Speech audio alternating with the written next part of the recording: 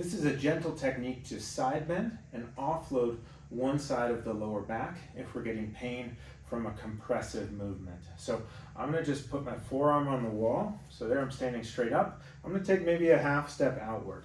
So I'm not leaning a bunch. So I got a little bit of weight into my forearm. I'm gonna place a hand on the hip and I'm just gonna nudge inward a bit. I wanna be gentle with this one. So if that's a 10 out of 10, I'm like a 2 out of 10. Take about 3 deep breaths through the diaphragm, rib cage.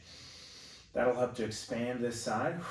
Try and expand into a very gentle stretch and then press back out. And I can come in, inhale, exhale. As you inhale, try not to breathe upward, but try and breathe outward.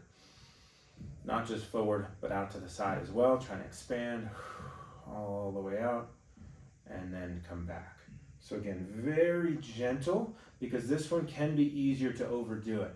It's often will be prescribed if we're getting pain with compression of the nerves that come out in this area. So we want to gently offload them. But if I go way too far, then that can stretch the nerves or cause issues on this side. So probably more gentle than you think. We want to have some deep breathing as we do it. You can hold for 10 seconds, or you can kind of rhythmically move in and out.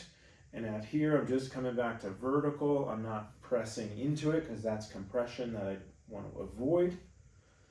And then if your arm gets tired there, you can do it with a hand, but again, very gentle. So I can't stress that enough. It's better to do less and then feel like we can add more later on than go too much either direction and flare things up.